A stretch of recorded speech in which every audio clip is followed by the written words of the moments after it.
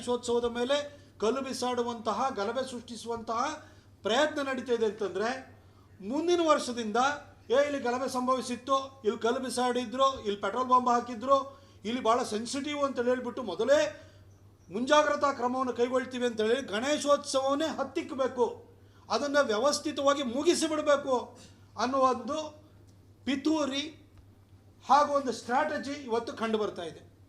ಇದಕ್ಕೆ ಸಿದ್ದರಾಮಯ್ಯನವರು ಅವರಿಗೆ ನೈತಿಕ ಸ್ಥೈರ್ಯವನ್ನು ಕೊಡುವ ಮುಖಾಂತರವಾಗಿ ಇಡೀ ರಾಜ್ಯಾದ್ಯಂತ ಈ ರೀತಿ ಗಲಭೆಗಳಾಗಲಿಕ್ಕೆ ಕಾರಣೀಭೂತರಾಗಿದ್ದಾರೆ. ಅದಕ್ಕೊಂಥರ ಶ್ರೀರಕ್ಷೆಯನ್ನು ಕೊಡ್ತಾ ಬಂದಿದ್ದಾರೆ.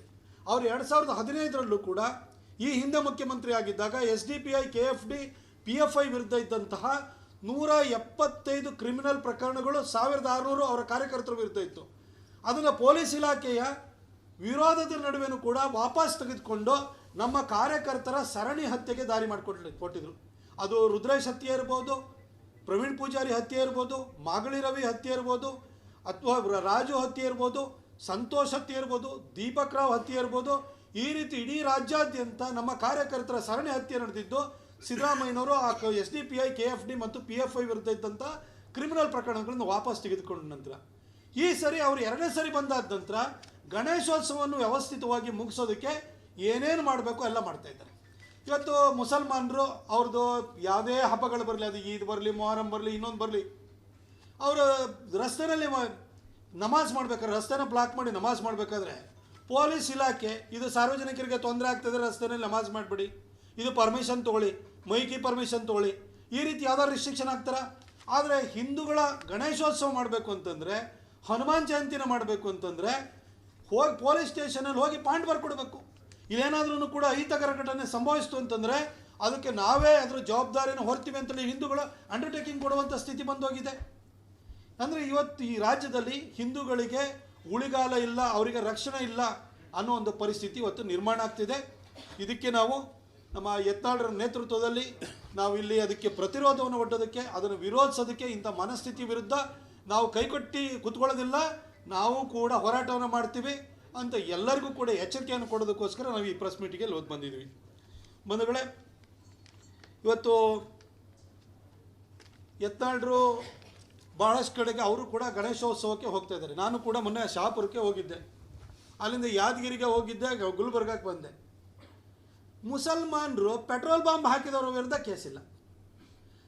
ನೀವು ಇನ್ನೂ ಕೂಡ ನಾವು ಹಿಂದೂಗಳು ಅಣ್ವಸ್ತ್ರವನ್ನು ಮಾಡಿರುವಂಥ ಹಿಂದೂಗಳಿಗೆ ಈ ಗುಜರಿ ಟಾಂಗಾಗಳು ಮಾಡಿರುವಂತಹ ಪೆಟ್ರೋಲ್ ಬಾಂಬನ್ನು ಮಾಡೋದಕ್ಕೆ ಬರಲ್ಲ ಅಂತ ಅಂದ್ಕೊಂಡಿದ್ದೀರಾ ಅಂತ ಹೇಳಿ ನಾನು ಹೇಳಿಕೆ ಕೊಟ್ಟರೆ ನನ್ನ ಮೇಲೆ ಪ್ರಕರಣವನ್ನು ದಾಖಲಿಸಿ ನೆನ್ನೆ ಯಾದಗಿರಿಯಿಂದ ನನ್ನ ಮನೆಗೆ ಪೊಲೀಸರು ಬಂದಿದ್ದಾರೆ. ಹಾಜರಾಗಬೇಕು ಸ್ಟೇಷನಿಗೆ ಅಂತ. ಯಾಕಪ್ಪ ಹಾಜರಾಗಬೇಕು? ಯಾವ ಕ್ಲಾಸಲ್ಲಿ ನಾನು ಎಲ್ಲಿ ಪ್ರಚೋದನಕಾರಿ ಭಾಷಣ ಕೊಟ್ಟಿದ್ದೀನಿ ಹೇಳಿ. ನಮಗೆ ಅಣ್ವಸ್ತ್ರ ಮಾಡಿರೋರಿಗೆ ಪೆಟ್ರೋಲ್ ಬಾಂಬ್ ಮಾಡೋಕ್ಕೆ ಬರಲ್ವಾ ಅಂತ ನಾವು ಕೇಳಿದರೆ ಅದರಲ್ಲಿ ತಪ್ಪು ಹೆಂಗಾಗುತ್ತೆ, ಪ್ರಚೋದನಕಾರಿ ಹೆಂಗಾಗುತ್ತೆ? ಪೆಟ್ರೋಲ್ ಬಾಂಬ್ ಹಾಕುವಂಥವ್ರಿಗೆ ಗಣೇಶ ಪ್ರೊಸೆಷನ್ ಮೇಲೆ ಕಲ್ಲು ಬಿಸಾಡೋದು, ಚಪ್ಪಲಿ ಬಿಸಾಡೋರು, ತಲ್ವಾರನ್ನು ತೋರಿಸೋರ್ಗು ಅದು ಪ್ರಚೋದನಕಾರಿ ಅಲ್ಲ. ನಮಗೂ ಅದು ಮಾಡೋಕ್ಕೆ ಬರುತ್ತೆ ಅಂತ ಹೇಳಿದ ಕೂಡ ಅದು ಪ್ರಚೋದನಕಾರಿ ಆಗುತ್ತಂತೆ. ನಾನು ಭಾಷಣ ಕೊಟ್ಟಾದ್ಮೇಲೆ ಏನಾದ್ರು ಅಹಿತಕರ ಘಟನೆ ಸಂಭವಿಸಿದ್ಯಾ? ಅದೂ ಇಲ್ಲ. ಆಮೇಲೆ ಇಡೀ ಶಹಾಪುರದಲ್ಲಿ ಇಡೀ ರಸ್ತೆನಲ್ಲಿ ನೋಡಿದಾಗ ಎಲ್ಲೂ ಕೂಡ ಒಂದು ನಮ್ಮ ಕೇಸರಿ ಧ್ವಜವನ್ನು ಕಟ್ಟಲಿಕ್ಕೂ ಕೂಡ ಬಿಟ್ಟಿಲ್ಲ. ಆದರೆ ಅದರ 3 ದಿನ ಹಿಂದೆ ಈದ್ ಮಿಲಾದ್ ಪ್ರೊಸೆಷನ್ ಹೋಗಿದೆ, ಎಲ್ಲ ಅಂಗಡಿ ಮುಂಗಟ್ಟುಗಳ ಮೇಲೆ ಬಾವುಟಗಳು ಕಾಣಿಸ್ತಾ ಇದ್ದಾವೆ. ಅಲ್ಲಿನ ನಗರಸಭೆ ಮುಸಲ್ಮಾನರಿಗೆ ಬಾವುಟ ಕಟ್ಟಲಿಕ್ಕೆ ಅವಕಾಶವನ್ನು ಕೊಡುತ್ತೆ, ಆದರೆ ಹಿಂದೂಗಳಿಗೆ ಅಲಂಕಾರ ಮಾಡಲಿಕ್ಕೆ ಅವಕಾಶವನ್ನು ಕೊಡಲ್ಲ. ಅಂದರೆ ಇಲ್ಲಿ ಕರ್ನಾಟಕದಲ್ಲಿ 2023ರಲ್ಲಿ ಸಿದ್ದರಾಮಯ್ಯನವರ ನೇತೃತ್ವದಲ್ಲಿ ಸ್ಥಾಪನೆ ಆಗಿರುವಂಥದ್ದು, ರಚನೆ ಆಗಿರುವಂಥದ್ದು ಅದು ತಾಲಿಬಾನಿ ಸರ್ಕಾರ ಅನ್ನೋದು ಕಳೆದ 1.5 ವರ್ಷದಿಂದ ನಮಗೆ ನಿರಂತರವಾಗಿ ಆಗಿಂದಾಗ್ಗೆ ಒಂದೊಂದು ಘಟನೆಗಳ ಮುಖಾಂತರವಾಗಿ ಸಾಬೀತಾಗಿ ಬರ್ತಾಯಿದೆ. ಇನ್ನು ಮುಂದೆ ನಾವು ಕೈಕಟ್ಟಿ ಕೂತ್ಕೊಳ್ಳಲ್ಲ. ನಾವು ಹಿಂದೂಗಳು, ನಮ್ಮ ಯತ್ನಾಳ್ ಇದ್ದಾರೆ, ನಮ್ಮ ಸಿದ್ದೇಶಣ್ಣ ಇದ್ದಾರೆ, BP ಹರೀಶ್ ಅವರು ಇದ್ದಾರೆ, ಈ ಭಾಗದಲ್ಲಿ ಇವರೆಲ್ಲರ ನೇತೃತ್ವದಲ್ಲಿ ಇಡೀ ರಾಜ್ಯಾದ್ಯಂತ ನಾವೆಲ್ಲರೂ ಕೂಡ ಇದರ ಬಗ್ಗೆ ಹೋರಾಟವನ್ನು ಮಾಡ್ತೀವಿ, ಧ್ವನಿಯನ್ನು ಎತ್ತೀವಿ, ಹಿಂದೂ ಕಾರ್ಯಕರ್ತರ ಪರವಾಗಿ ಇರ್ತೀವಿ ಅಂತ ಹೇಳಲಿಕ್ಕೆ ಮತ್ತು ಹಿಂದೂ ಕಾರ್ಯಕರ್ತರಿಗೆ ನಾವು ಧೈರ್ಯವನ್ನು ತುಂಬಲಿಕ್ಕೆ ಇಲ್ಲಿ ಬಂದಿದ್ದೀವಿ. ಮೊನ್ನೆ ಶಿವಮೊಗ್ಗದಲ್ಲಿ ದಾವಣಗೆರೆಯಲ್ಲಿ ನಡೆದಿರುವಂಥ ಘಟನೆಯನ್ನು ತೆಗೆದು ನೋಡಿ. ಮುಸ್ಲಿಮರ ಮೇಲೆ 2 FIR ಹಾಕಿದ್ದಾರೆ, ಹಿಂದೂಗಳ ಮೇಲೆ 5 FIR ಹಾಕಿದ್ದಾರೆ. ಅದರೊಳಗಡೆ ನಿಮಗೆ 307 ಅಟೆಂಪ್ಟ್ ಟು ಮರ್ಡರ್ ಕೇಸೆಲ್ಲ ನಮ್ಮ ಹಿಂದೂಗಳ ಮೇಲೆ ಹಾಕಿದ್ದಾರೆ. ಅಂದರೆ ಪೊಲೀಸ್ ಇಲಾಖೆಯನ್ನು ಕೂಡ ದುರ್ಬಳಕೆಯನ್ನು ಮಾಡಿಕೊಂಡು ಹಿಂದೂಗಳ ಧ್ವನಿಯನ್ನು ಹತ್ತಿಕ್ಕುವಂಥ ಒಂದು ವ್ಯವಸ್ಥಿತ ಪ್ರಯತ್ನ ಆಗ್ತಿದೆ. ನಮ್ಮ ಯತ್ನಾಳರು ಹೇಳಿದ ಹಾಗೆ ಯಾಕಾಗಿ ಸತೀಶ್ ಪೂಜಾರಿ ಅವರ ವಂಶವೃಕ್ಷವನ್ನು, ಅವರ ತಂದೆ ಅವರ ವಂಶವೃಕ್ಷವನ್ನು ನೀವು ಕೇಳಿದಿರಿ, ಇದನ್ನು ಪೊಲೀಸ್ ಇಲಾಖೆ ಸ್ಪಷ್ಟಪಡಿಸಬೇಕು. ಇಲ್ಲ ಅಂತಂದರೆ ನಾವು ಇದನ್ನು ಸುಮ್ಮನೆ ಬಿಡಲ್ಲ. ಯಾಕಂದರೆ ಇದೇ ರೀತಿ ನೀವು ವಂಶವೃಕ್ಷವನ್ನು ಯಾಕೆ ಕುಟುಂಬದಲ್ಲಿ ಎಲ್ಲರದು ನಿಮಗೆ ಮಾಹಿತಿ ಹಾಕಬೇಕು. ಘಟನೆ ಸಂಭವಿಸಿದೆ, ಘಟನೆಯಲ್ಲಿ ಯಾರೋ ತಪ್ಪಿತಸ್ಥರಿದ್ದಾರೆ, ಎನ್ಕ್ವೈರಿನಲ್ಲಿ ಬರುತ್ತೆ, ಕ್ರಮ ಕೈಗೊಳ್ಳಬೇಕು ಅಂದರೆ ಕಾನೂನಾತ್ಮಕ ಕ್ರಮ ಕೈಗೊಳ್ಳಿ. ವಂಶವೃಕ್ಷಕ್ಕೂ ಇದಕ್ಕೂ ಏನು ಸಂಬಂಧ? ವಂಶವೃಕ್ಷ ಯಾಕೆ ಹೇಳ್ತಿದ್ರಿ? ಆಯಿತು, ನಾನು ಕೇಳ್ತೇನೆ, ಇದೇ ಪೊಲೀಸ್ ಇಲಾಖೆನ ಕರ್ನಾಟಕ ಸರ್ಕಾರ ಕೇಳ್ತೀರಿ. ಅಲ್ಲಿ ಶರಣ್ ಪಂಪ್ವೆಲ್ಲು ಮತ್ತು ಪುನೀತ್ ಅತ್ತ ಅವರ ಪ್ರಚೋದನಕಾರಿ ಭಾಷಣವನ್ನು ಮಾಡಿದ್ರು ಅಂತ ಹೇಳಿ ನಿಮ್ಮನ್ನು RSS ಕಚೇರಿ ಒಳಗಡೆ ನುಗ್ಗಿ ನೀವು ಅವ್ರನ್ನ ಅರೆಸ್ಟ್ ಮಾಡೋಕ್ಕೆ ಬರ್ತೀರಲ್ವಾ? ಇಷ್ಟು ಪೆಟ್ರೋಲ್ ಬಾಂಬ್ ಹಾಕಿದ್ದಾರೆ, ಅದೇ ರೀತಿ ತಲವಾರನ್ನು ತೋರಿಸಿದ್ದಾರೆ. ಈ ತಲವಾರುಗಳು ಪೆಟ್ರೋಲ್ ಬಾಂಬ್ಗೆ ಬರ್ತದ್ದು ಮಸೀದಿಯಿಂದಲ್ವಾ? ಯಾವ ಮಸೀದಿಗೆ ಇವತ್ತವರೆಗೂ ಪೊಲೀಸರು ನುಗ್ಗಿದ್ದಾರೆ? ನಿಮಗೆ RSS ಕಚೇರಿಗೆ ನೀವು ಬರಲಿಕ್ಕೆ ನಿಮಗೆ ಏನು ಅಂಜಿಕೆ ಇಲ್ಲ, ಆದರೆ ಮಸೀದಿ ಒಳಗಡೆ ನುಗ್ಗಕ್ಕೆ ನಿಮಗೆ ತೊಡೆ ನಡುಗುತ್ತಾ? ನಿಮಗೆ ಯಾಕಾಗಿ ಮಸೀದಿನ ಜಪ್ತಿ ಮಾಡಲ್ಲ? ಇಡೀ ಜಗತ್ತಿನಲ್ಲಿ ಎಲ್ಲೆಲ್ಲಿ ಘಟನೆಗಳು, ಈ ರೀತಿ ಘಟನೆಗಳು ಸಂಭವಿಸಲಿ, ಅಹಿತಕರ ಘಟನೆ ಸಂಭವಿಸಲಿ, ಕೋಮು ದಳ್ಳೂರಿ ಸಂಭವಿಸಲಿ, ಅಲ್ಲೆಲ್ಲ ಮುಸಲ್ಮಾನರೇ ಕಾಣಿಸ್ತಾರೆ. ಇವತ್ತು ಫ್ರಾನ್ಸಲ್ಲಿ ಆಗ್ತಿರೋಂಥದ್ದು ಅವರಿಂದಾಗಿ, ಇವತ್ತು ಇಂಗ್ಲೆಂಡ್ನಲ್ಲಿ ಆಗ್ತಿರೋಂಥದ್ದು ಅವರಿಂದಾಗಿ. ಜಗತ್ತಿನಲ್ಲಿ ಎಲ್ಲೆಲ್ಲಿ ಸಮಸ್ಯೆಗಳಾಗ್ತಿದ್ದಾವೆ ಅಲ್ಲೆಲ್ಲ ಮುಸಲ್ಮಾನರೇ ಇರುವಂಥದ್ದು, ಅಲ್ಲೆಲ್ಲ ಮುಸಲ್ಮಾನ ಮತಾಂತರ ಕಾಣಿಸ್ತಿದ್ದಾರೆ. ಅದ್ರ ಬಗ್ಗೆ ನೀವು ಯಾಕೆ ಕ್ರಮ ಕೈಗೊಳ್ಳಲ್ಲ? ಆಯಿತು, ಇದಕ್ಕೆ ಪ್ಯಾಲೆಸ್ತೀನಿ ಬಾವುಟವನ್ನು ಹೆಂಗೆ ಬರುತ್ತೆ ನಮ್ಮಲ್ಲಿ? ಯಾರು ಸ್ಟಿಚ್ ಮಾಡಿದರು?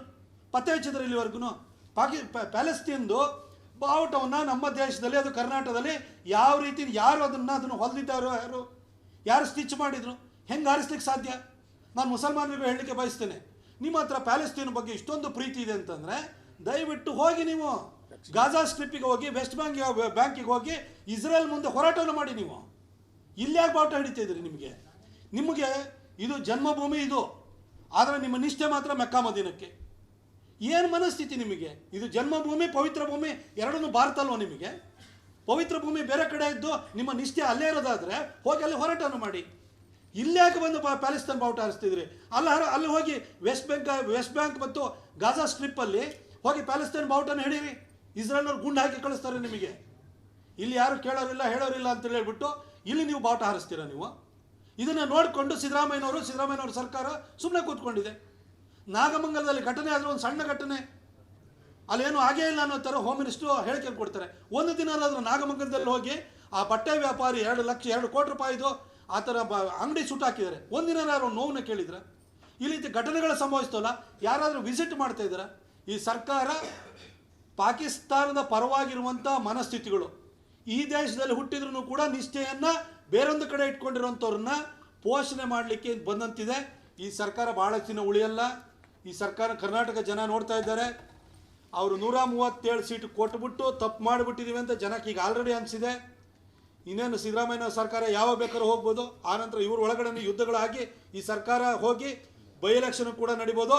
ಅವತ್ತು ನಿಶ್ಚಿತವಾಗಿ ನಮ್ಮ ಬಸವನಗೌಡ ಪಾಟೀಲ್ ಎತ್ತಾಳರು ಹೇಳ್ದಂಗೆ 140-150 ಸೀಟು ನಿಶ್ಚಿತವಾಗಿ BJP ಬಂದೇ ಬರುತ್ತೆ.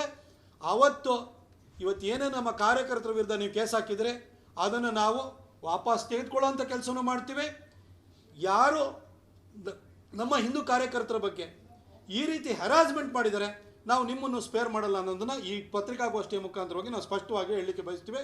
ಇನ್ನು ಮುಂದೆ ಎಲ್ಲೇ ಈ ರೀತಿ ಹಿಂದೂಗಳ ಮೇಲೆ ದಾಳಿ ಮಾಡುವಂಥ ಘಟನೆ ಆಯಿತು ಅಂತಂದರೆ ಯತ್ನಾಳರಿರ್ಬೋದು ಅಥವಾ ನಮ್ಮ BJP ನಾವು ನಾಯಕರುಗಳು ಯಾರ್ಯಾರಿದ್ದೀವಿ ನಾವೆಲ್ಲ ಸ್ಥಳಕ್ಕೆ ಹೋಗ್ತೀವಿ ಅಂತ ಹೇಳ್ಬಿಟ್ಟು ಈ ಪತ್ರಿಕಾಗೋಷ್ಠಿಯ ಮುಖಾಂತರವಾಗಿ ಸ್ಪಷ್ಟವಾಗಿ ಕರ್ನಾಟಕ ರಾಜ್ಯ ಸರ್ಕಾರಕ್ಕೂ ಮತ್ತು ಪೊಲೀಸ್ ಇಲಾಖೆಗೆ ಹೇಳಲಿಕ್ಕೆ ಬಯಸ್ತೀನಿ.